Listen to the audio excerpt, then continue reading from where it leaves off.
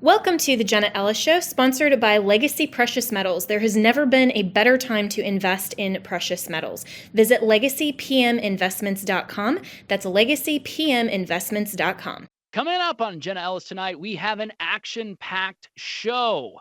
Auron MacIntyre, host of the Auron MacIntyre Show, also author of The Total State, How Liberal Democracies Become Tyrannies, comes on to discuss mass deportation. Is that a moderate policy? Also, the upcoming presidential debate with President Joe Biden and former President Donald Trump.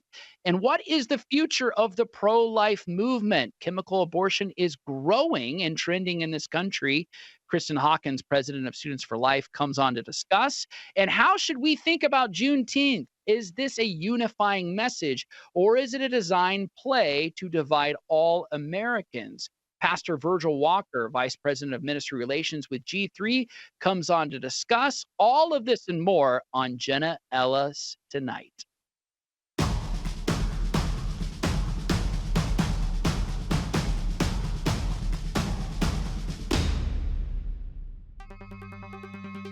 Hi friends, Jenna Ellis, host of Jenna Ellis Tonight, and we are experiencing instability at every level. Our government lacks leadership, and Bidenomics has been an utter disaster. The economy is in a fragile state.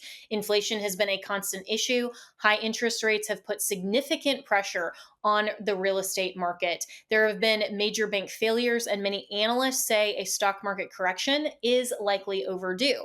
We have global conflicts in Europe and the Middle East, and those have the potential to spread, but gold has soared to record highs even among the tensions. So there are so many reasons that Americans should consider wise investing, and investments in gold and silver, and Legacy Precious Metals is the gold standard.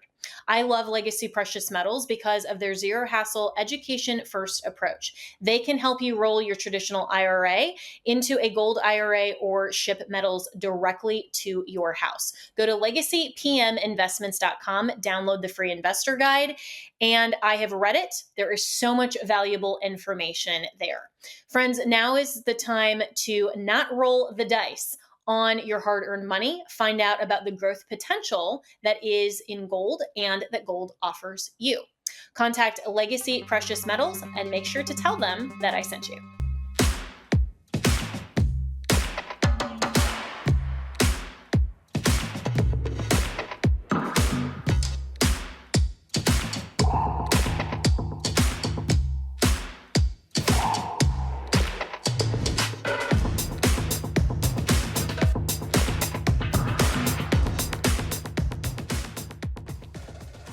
Welcome to Jenna Ellis Tonight. I'm your guest host, Ryan Helfenbein. And of course, we're engaging all kinds of cultural and political topics, news of the day. It is Juneteenth, and something that many are celebrating around the country, but we will have a segment later on with Virgil Walker. But joining us now is Auron MacIntyre, host of the Auron MacIntyre Show, a columnist at The Blaze, and author of The Total State, How Liberal Democracies Become Tyrannies. Auron, always good to see you. Thank you for joining us. Thanks for having me. Well, I want to talk a little bit about a promise that former President Trump made as a campaign stump speech. He said, on day one of my new administration, I will seal the border, stop the invasion of people through the southern border, and send Joe Biden's illegal aliens back home where they belong. The subject is mass deportation.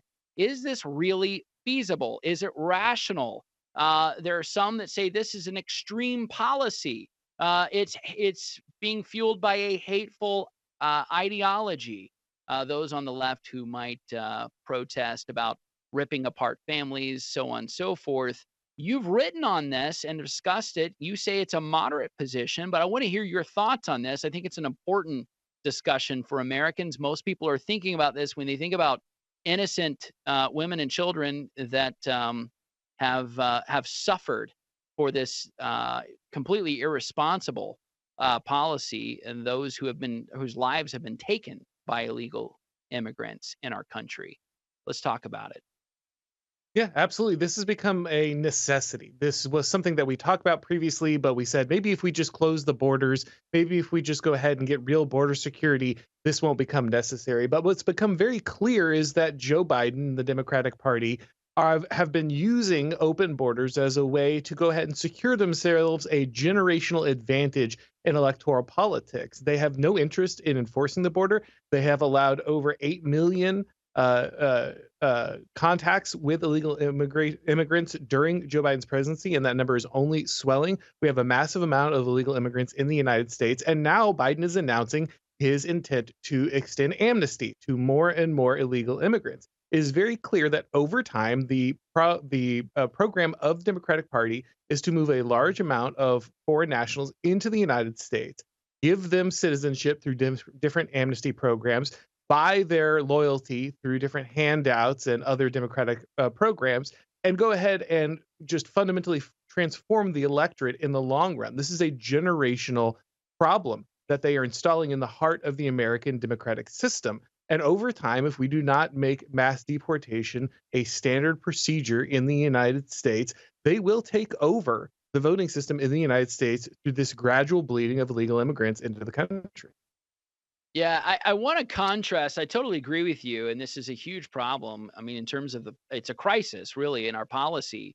100 plus years ago, my family, many others, made that journey to the United States, immigrated in. Mine were at the tail end of the 19th century, beginning of the 20th century, which became the American century. And it was all done legally, right? Whether it be Ellis Island or in my case, it was Galveston. We came to the country legally. But something has fundamentally shifted. It used to be a magnet where, some of the best and brightest from around the world came, doctors and scientists and great builders and architects and those who promoted the arts and culture, you name it, came to flock to the United States. And certainly on the Statue of Liberty, there was that welcome of give me your poor, you're tired, you're hungry, right? All of that. But something has fundamentally shifted. We now have an income tax system where American citizens are paying. There is no loophole for that. They have to pay. They're paying. Not only is it going to pay for social services, paying for all kinds of other things that are being doled out to others as almost electioneering bribes. And that's the problem. So you have one population that bears the responsibility. That's the American citizens in this country, irrespective of how they vote, what their party is. But then you have others that are being encouraged to say, hey, you face no responsibility. You face no legal responsibility, no repercussions. Various laws in California and New York. You're not even going to get a slap on the wrist if you go in and loot and steal. You're never going to be sent back home. And not only that, but you don't pay taxes. So thinking about this, what is the most compassionate policy out there? How do we address this problem?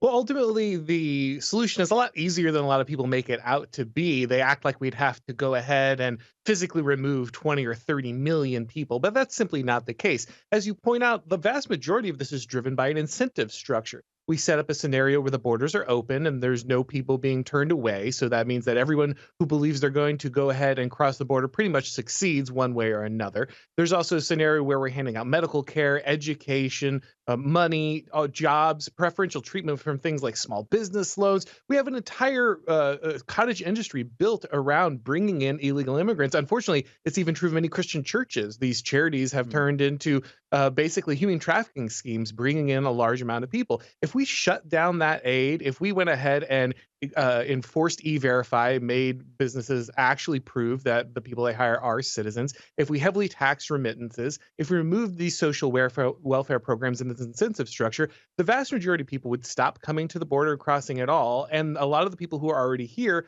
would go ahead and self-deport because there would be no reason for them. They could not earn a living here. They could not send their children to school here. They would not be able to get the free medical care and the other things that have driven them here. And that all by itself would go ahead and move a lot of people out of here. We could even offer people free plane tickets out of the country. One plane ticket is a lot cheaper than keeping someone on welfare for 20 or 30 years. So go ahead and just buy them a ticket and get them out of here. Yeah, you might still have to go ahead and expel criminals or something, but I think a large amount of this could be done with some very simple policy adjustments if we just had the courage to make them. Yeah, no, well said. I do want to transition to play a clip.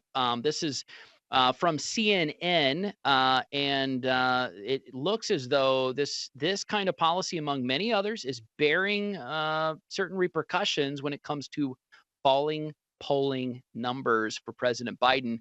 Go ahead and play the clip. CNN senior data reporter Harry Enton is with us. So where does the race stand among African-American voters right now? Yeah, I keep looking for this to change, to go back to a historical norm, and it simply put has not yet. So this is the margin, or Biden and Trump among black voters, compare where we were at this point in 2020, compare where we are now. You know, at this point, look at this. In 2020, Joe Biden was getting 86% of the African-American vote. Look at where it is now. It's 70%. That's a 16-point drop, John. And more than that, it's not just that Joe Biden is losing ground, it's that Donald Trump is gaining ground. You go from 7%, single digits at this point in 2020, to now 21%. And again, John, I keep looking for signs that this is going to go back to normal, and I don't see it yet in the polling. If anything, right now we're careening towards a historic performance for a Republican presidential candidate, the likes of which we have not seen in 6 decades. Now, we play this clip not because, we're just shifting gears and talking about an entirely new subject. They're all correlated. So you think about the border policy, you think about the urban centers across this country. You also look at places like Dearborn, Michigan, right, where the policy, how Biden is handling the ground campaign right now in Israel, in dealing with Hamas, it's impacting, Arab American voters as well. There is a huge demographic problem right now where it seems as though the Democratic Party is being divided among their most loyal and historic voters. But this spells a disaster, does it not? Yeah, that could be a huge issue. Look, the Democratic coalition has always been fragile. It's always been one that has been held together from many disparate groups that often oppose each other in principle because they kind of had a unified enemy. But what we can see is that open borders and many of these other policies are just as bad for the Black community or for an Arab community as it would be for any other community in the United States. Now, year after year, election after election, I'm promised that this will be the election where the monolithic control of the Black vote by the Democratic Party is suddenly broken. I certainly hope this is the one, but I'm not really, I'm not really very optimistic on that. Ultimately, I think that if you just won 3 to 4% more of, say, the white vote, Trump would automatically be in a huge, a much better position. But of course, if he can make those inroads into the kind of group that's been a stalwart supporter of the Democratic Party for years, that is a game changer. Yeah, I agree with that. Do you think that there's anything, though, that certainly there's a failure of messaging on the side of the Democratic Party, but do you think that there's anything that's resonating from Trump's message, particularly among Black minority voters? I think ultimately Trump's message should be one that unites the United States. I don't think that the right should be pandering to communities, attempting to break them off from the Democratic Party. If you want to be part of the United States, you should recognize things like open borders, terrible economic policies, shipping jobs overseas, devastate all communities in the United States. And again, that should be just as true for someone in the Black community or in the Hispanic community as it would be with any other part of the United States. I think that is resonating. I think ultimately anyone looking at their pocketbook, looking about how things have gone under Joe Biden's presidency, recognize that they were better off just materially under Donald Trump, if nothing else. And that is a very powerful argument.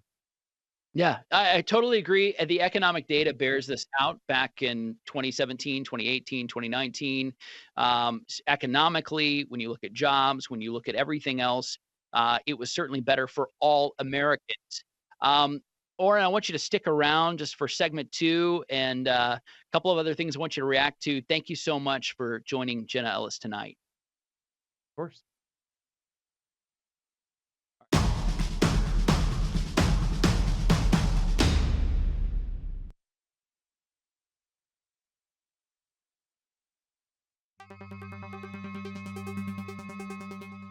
Well, friends, you might have heard that Mike Lindell and MyPillow no longer have the support of their box stores or shopping channels the way that they used to.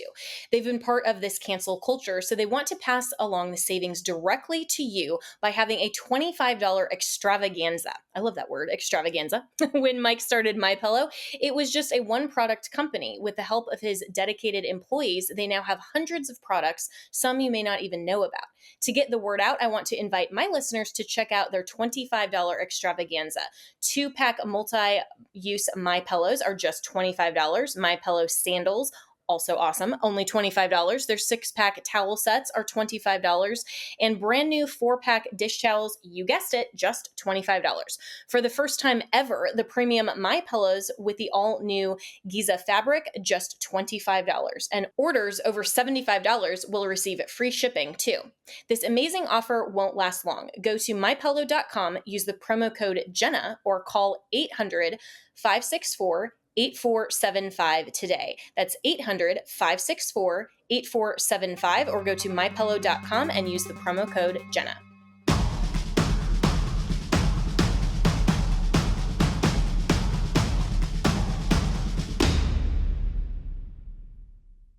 And welcome back to Jenna Ellis Tonight. I'm on with Auron MacIntyre, host of the Auron MacIntyre Show, columnist at The Blaze, author of Total State: How Liberal Democracies Become Tyrannies. Auron, we were just talking about the demographic shift that's going on right now and the falling poll numbers for President Joe Biden. There is an announcement of an upcoming debate. This is on June the 27th. It'll be President Biden, President Trump.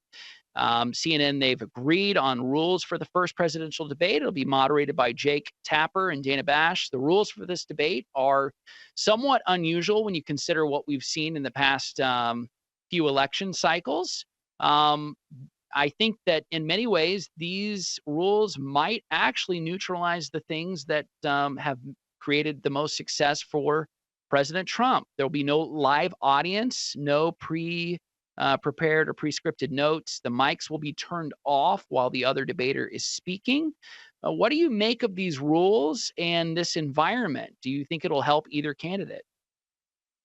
Well, look, it seems insane to put Joe Biden in a room with Donald Trump at all, right? Joe Biden is incredibly senile, and while Trump is, of course, old, he is much more spry. He is somebody who's extremely good on his feet. And Joe Biden is just very clearly out to lunch. The idea that you would allow him to interact with someone like Trump seems like a huge mistake. The only environment you'd allow this to happen in would be in the one we're talking about right now, one which is highly controlled, highly biased. Obviously, CNN is on Biden's side. They are regime media. Their entire purpose in life is to get Joe Biden reelected. They understand this. That's why they've shut down, like you said, everything that's a natural advantage for Donald Trump. However, I will say this about Donald Trump. He always shines in the moments where he is 2-on-1 against the moderators, right? There's always the moment where Donald Trump seems the most alive, when he's counterpunching, when he's pointing out the bias of the media, when he's on the attack against people who are very clearly rigging the game against him. That's always when he looks the best. And so I don't know if they will be able to completely neutralize him. They are certainly using all these tools, especially cutting off the mic. I mean, that is so aggressive. It's so very clear that they want to make sure they can only control the exact bites they want to come out of this. But I do have faith in Trump's ability to go ahead and look great in these scenarios. If he's allowed to speak, if he can go ahead and punch back against the moderators, which he's usually so good at, that's going to look good for him. Yeah, I think you're right. I mean, it certainly is a trap, but everybody sees it. Trump has this uncanny ability, almost like a force of nature, just to impose his will on almost every scenario. So good luck wrangling that. But with regards to gaffes, oftentimes, these are best remembered by quips and gaffes. You go back to the Walter Mondale, Ronald Reagan debate of 1984. This is that classic line in which, Ronald Reagan talks about the youth and inexperience of Mondale. Mondale laughs, right? These moments sort of can divine debates in ways that are uncanny. I was just watching, something where Dave Chappelle was guest hosting on SNL. And he was talking about that moment in which Trump became a legend. And again, it's just another debate kind of line that he had with Hillary Clinton back in 2016. These lines can kind of, in a way, cement in the mind the character of each each party and what they represent and their ideology. Right now, Auron, we have before us not just two candidates representing two parties, but we really have in America two forms of governing philosophies, two almost entirely different forms of government. Um, do you think that this debate will do something different that maybe previous debates hadn't really done? Sometimes you have voters who go and they already have predetermined who they're going to go vote for. It doesn't really change the mind of most people. But do you think that this has the ability to do that, or do you think that it's going to be more of your status quo? I think Donald Trump represents a unique moment. Donald Trump, for better or for worse, destroyed the Republican Party that once existed. He has transformed the priorities of a lot of the Republican Party, and I think for the better. And that really means that him being put on trial the way he has been by the media, by the courts, in a lot of ways makes the American people feel like they have been put on trial. The base of the Republican Party, for sure, feels like their candidate who they selected is up against the wall. And this creates a very interesting moment. I think there's a lot of polarization around Donald Trump. I think most people already know what they believe about Donald Trump, but there is an increasing number of people who are uncomfortable with the fact that Joe Biden is an empty suit, that he represents this rule of some kind of shadow oligarchy behind the scenes, deep states and other actors that I call the total state, that ultimately are the ones pulling the trigger. And they don't like this. They don't like, even if they don't like Donald Trump, they don't like the feeling that they don't understand who the president is. They don't understand who's really in charge of the country. And their lives are getting, again, materially worse under Joe Biden. I think the real question here will be, does Joe Biden fall apart in this scenario? Does Joe Biden get pumped up with whatever drug cocktail allows him to stand on stage for an hour and a half without making some kind of massive gaffe? If Biden can look quasi competent, then he will have cleared the very low bar that has been set for him. But if he falls apart on stage or withers under questioning from Trump or somehow or otherwise really makes it clear how much he is incapable of governance, I think that will really be the most important moment of the night. Yeah, very, very well said. And just by observation, I think it was back in 2020. I think it was either debate one or debate two. It was Telemundo or Univision had some kind of a poll afterwards. And the entire time, by most American viewers, they would have said, hey, Trump lost this debate. But because of his sparring and because he's basically just pugilistic and bombastic, there were many voters who thought, Hispanic voters who thought he won the debate. And to your point, if there is some kind of cognitive moment that is unmistakably clear, people will see it. It's live. It's difficult to avoid. What do you do in that scenario? How do you go into crisis mode if there is some kind of big gaffe? And I think this is my question with regards to the microphone. It may be that it's in order to ensure that there is no interruption from the other debater, but it could also be that gaffes don't happen quite as much because the microphone is turned off in mid-sentence. I don't know. Your thoughts? No, absolutely. I mean, they couldn't have set this up more carefully if they tried. Well, they did try. They tried quite heavily to ensure that there is every opportunity for them to step in, support Joe Biden, pad his responses, cut out anything embarrassing, prevent Trump from applying pressure. This entire scenario is constructed from beginning to end to protect what is basically a candidate that is fragile as an egg in front of a guy who is often considered to be a typhoon, a force of nature. And so the question again will be, is Trump able to break through those constraints, apply that pressure, or does Biden simply naturally wither under this? Again, we all see the footage. Everyone knows Biden is incompetent. That's not the question. It's how embarrassed are the American people willing to be to pretend to be led by this person? How many people, even on the left, are willing to go through the ordeal of indignity that is required to pretend that Joe Biden is actually running the country? I think the answer, especially as conditions, again, worsen and worsen in the country, the answer is fewer and fewer people are willing to put up with this emperor's new clothes moment. And the more that Trump can highlight that and the more that it's exposed during the debate, the better. Yeah, well said, Auron MacIntyre. No one could say it better. Host of the Auron MacIntyre Show. columnist at The Blaze, author, and I want everybody to read this, The Total State, How Liberal Democracies Become Tyrannies. Thank you so much for joining Jenna Ellis tonight.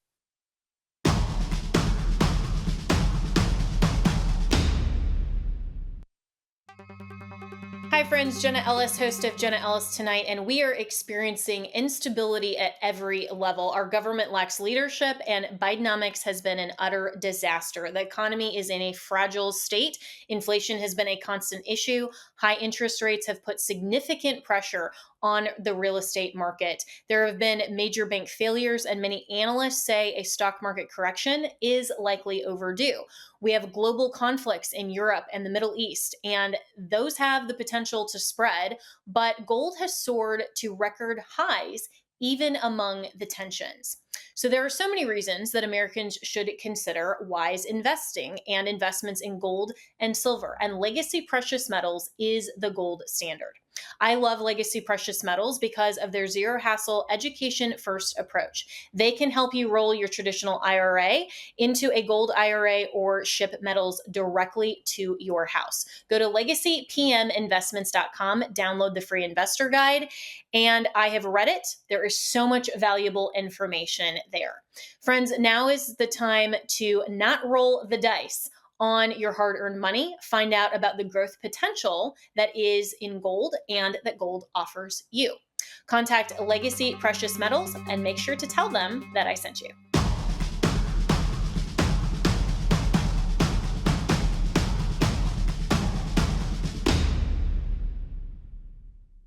Welcome back to Jenna Ellis Tonight. Joining me now is Kristan Hawkins. She's president of Students for Life. Kristan, it's great to see you. Thank you for all you're doing. Thanks for having me.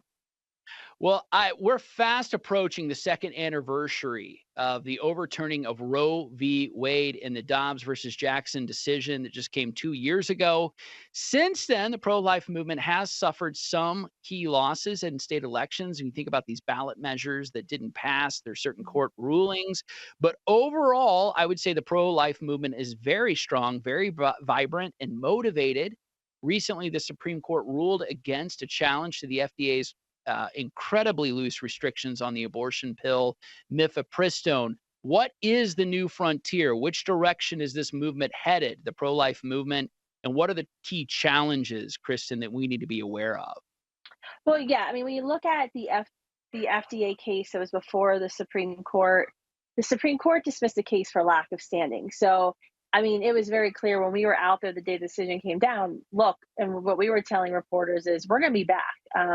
When you think about the new frontier of the abortion industry and how the abortion industry is profiting off the despair of women, hands down, we have a problem when it comes to chemical abortion. It's the leading cause of infant death in our country. More than 60% of abortions, or likely more than 75% of abortions, the next time we see statistics, are being committed by these pills. So there's a lot more that we've got to do. When you think about Louisiana just passed a Controlled Substances Act, because what's happened is states have moved quickly since the fall of Roe versus Wade to eliminate abortion in their state, but chemical abortionists, Planned Parenthood, other just people literally in their basements are mailing chemical abortion drugs into states across the nation, even states that have said, we're not tolerating abortion, no abortion here.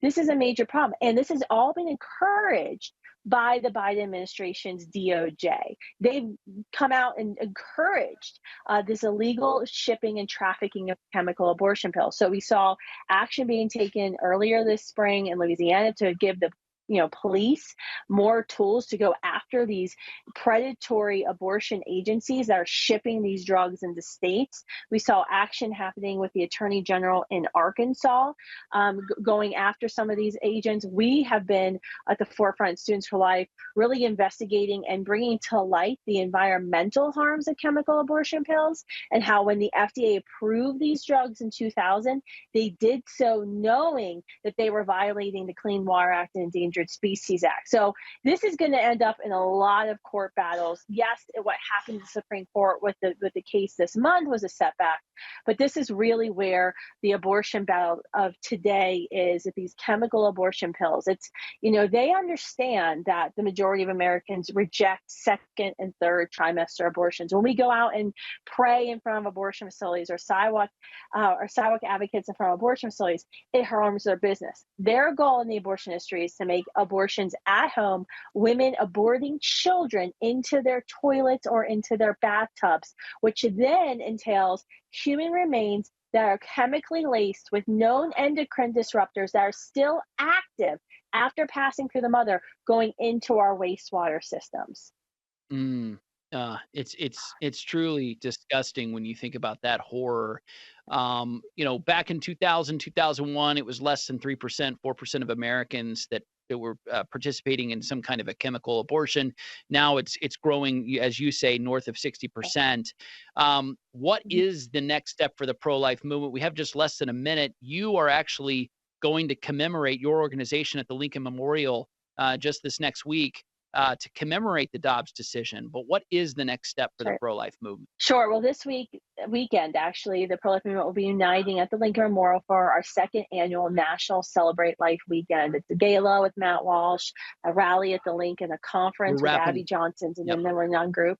But this is important because we know it's 14th Amendment protections, and that's our ultimate goal in the pro-life movement. It's not just restricting abortions, it's ending abortion, ensuring 14th Amendment protection to all preborn babies, girls, and boys. Thank you. Thank you, Kristan. Thank you very much, folks. We'll be right back.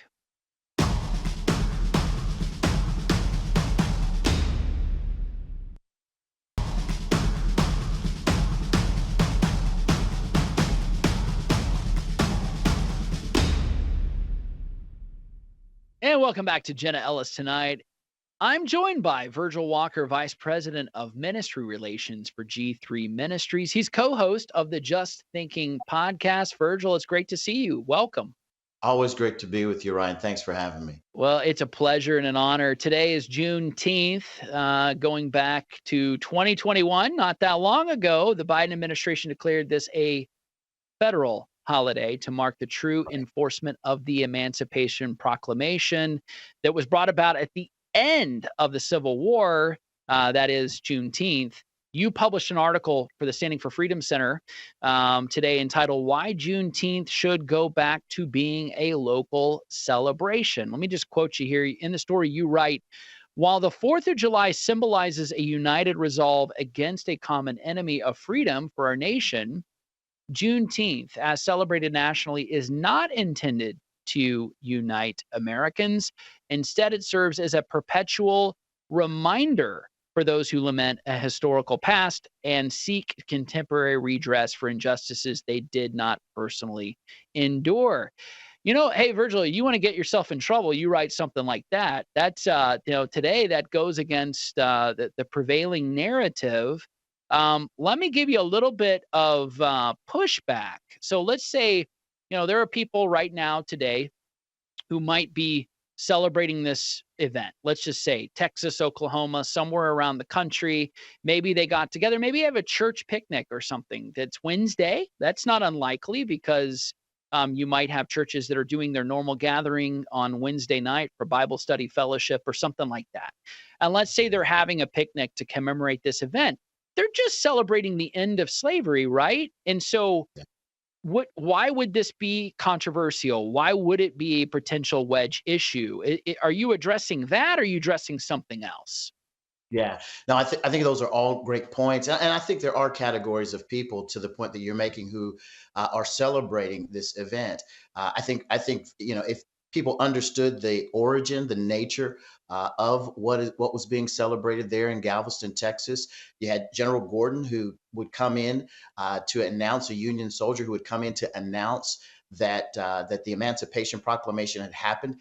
This had actually happened 2 years prior to their learning about it, and here they are now freed from slavery. And I think those who understood that, knew that, and understand its origins, celebrated that event in that way. So what you had was, in Texas, in areas of Texas, for nearly 120, 130 years, that kind of celebration, the one that you speak of, people who understood what was taking place, that the announcement was a regional announcement. It was not a national proclamation or declaration of emancipation, that it was localized to that specific area. And as a result, they celebrated it with all kinds of fanfare. And I think that's right and good and wholesome, and should be the case.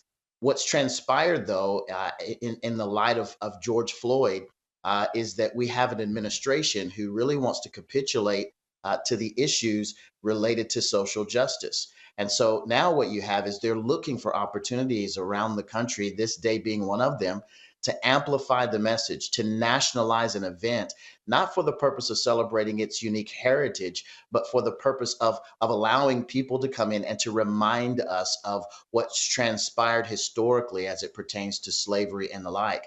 And so what you end up having is a reminder, a continual, perpetual reminder of grievances by those who did not endure those grievances to begin with. And that's really the kind of encapsulation of what I've written the piece about. I appreciate that comment and that thought. It was a few years ago.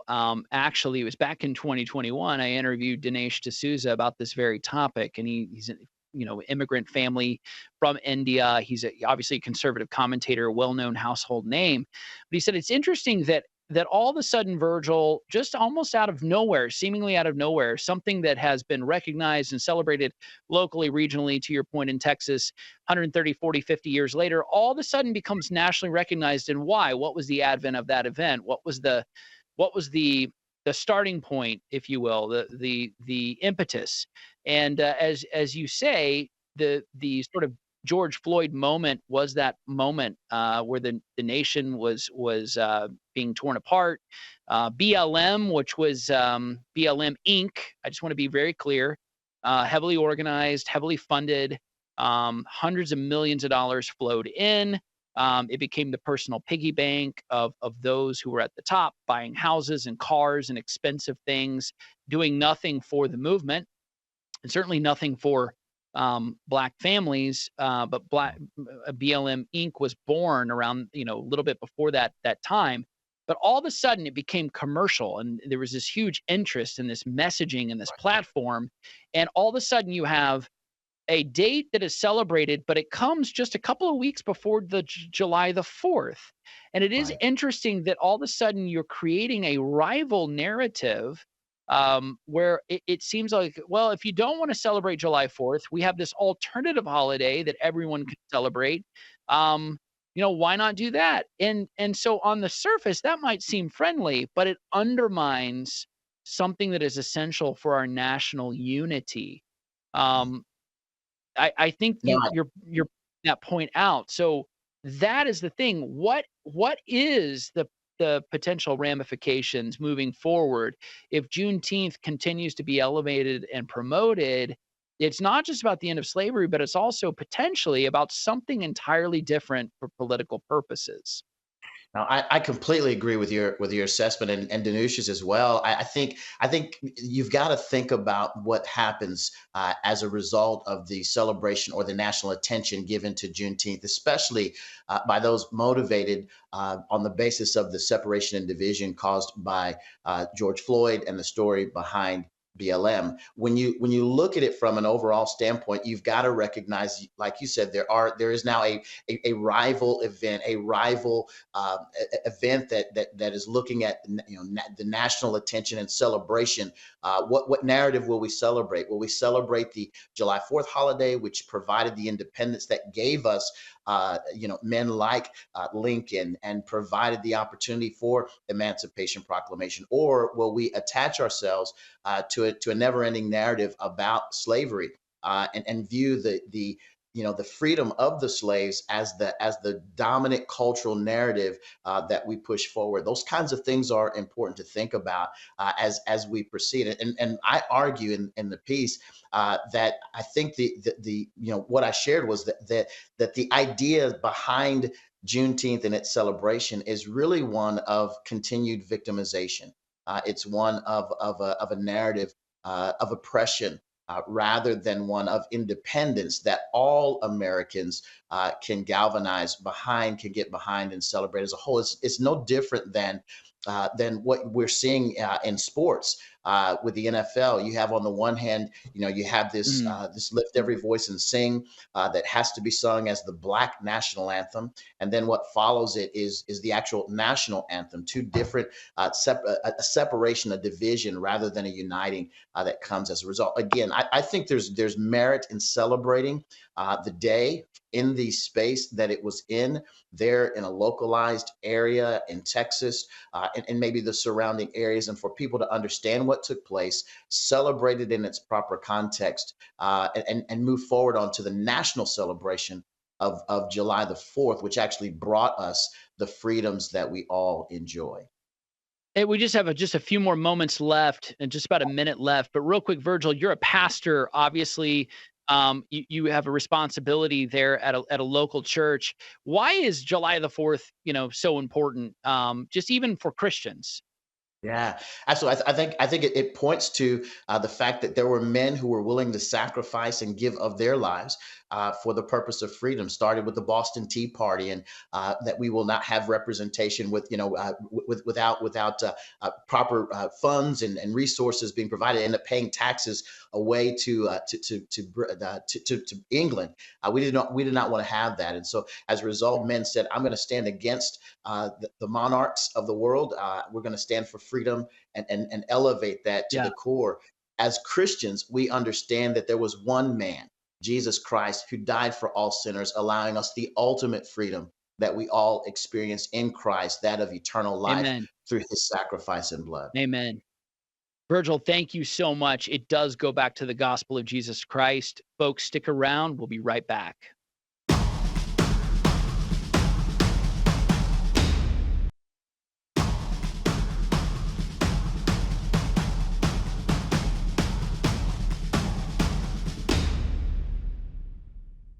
Hey, folks, welcome back to Jenna Ellis Tonight. I'm joined by Ron Coleman, conservative commentator, attorney, and host of the Coleman Nation. Welcome, Ron. Good to see you tonight. Good to be here. Thank you. How are you? I'm doing great. I just want to talk a little bit and get your reaction. This is Dr. Eithan Haim. He's a surgeon who exposed the nation's largest children's hospital for performing transgender procedures on minors in secret, but he is facing 4 felony charges. Let's play the clip. The hospital had said in March of 2022 that they were going to shut down the program because of the potential criminal liability. This was in response to an opinion released by Ken Paxton a few weeks before, saying that it could be investigated as child abuse. So they were giving every indication to the public that they were shutting down this program. But I worked there, I did surgery there. I knew categorically this was untrue. They not only continued the program, but expanded it behind closed doors. I mean, it's a remarkable amount of money that's involved in these procedures, because imagine what happens when you take a vulnerable, confused kid when they're 11 years old and you start them on puberty blockers. They have essentially become sterilized. They go on to get cross-sex hormones, 95 to 98%, and then surgeries after that. What you created is a chronic medical patient. It was Dr. Haim. Federal prosecutors accused him of obtaining private medical information and publicizing it with, quote, intent to cause malicious harm to Texas Children's Hospital. Ron, I just wanted to get your reaction. Dr. Haim could receive up to 10 years in prison, a $250,000 fine if he is convicted. What do you make of this? It's just another example of politicization of the law enforcement system in this country. I don't know whether he had or took access that was unauthorized. I don't know the details of where his information came from, but I do know that the swift and serious federal involvement in this situation is nothing but political payback and a warning to anyone else who comes between the Biden administration and its studied and determined policy to ruin as many children's lives in this country with transgender madness. Yeah. It is a wicked ideology when you think about this. I mean, it is like a religion. It is like a cult, and it is being foisted upon the young and the innocent and many naive. And it is up to us to defend them and to protect them. But do you see this as another example of lawfare? I mean, we talk about the weaponization of justice in this country. It's increasing at an alarming rate, and a lot of it has to do with the discretion that many agencies have at the federal level in what they decide to go after and prosecute. We just had someone on talking about the open border crisis that has been ongoing, millions of illegal immigrants pouring over our nation's border. It seems as though there is no end in sight to that.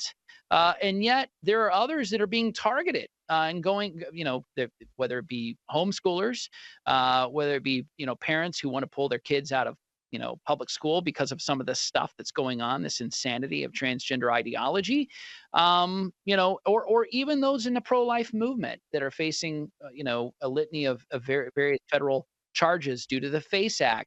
It seems as though there is a great deal of broad discretion that is being applied to the law, what laws are being enforced, what laws are being completely ignored. Your thoughts? Well, my thoughts are actually that's such an acute problem in our system now that I did a video on just this topic last week. I was in court in the Second Circuit Court of Appeals a couple weeks ago, waiting my turn to argue, and there was a deportation hearing going on. This was at the appellate level in New York. A deportation hearing. Did someone get married for improper purposes? Did someone? And I'm thinking to myself, this is clown world. People are just walking into the border, being flown into the United States and drop shipped all over this country for political reasons and for ideological reasons. And meanwhile, the government is spending tens or hundreds of thousands of dollars on a single question of whether a marriage was a farce for purposes of the immigration laws. There are too many laws. There's too much discretion vested in prosecutors. Judges have become callous and out of touch with what's going on here. This prosecution of Dr. Haim is absolutely nauseating. Again, I don't know if he committed this supposed offense. I just know that the choice that was made to fall on him was political.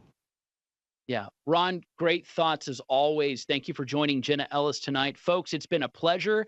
I'll leave you with this quote from Ronald Reagan. Freedom is never one generation away from distinction. We didn't pass it to our children in the bloodstream. It must be fought for and protected, handed on for them to do the same. Thank you so much. Good night and God bless.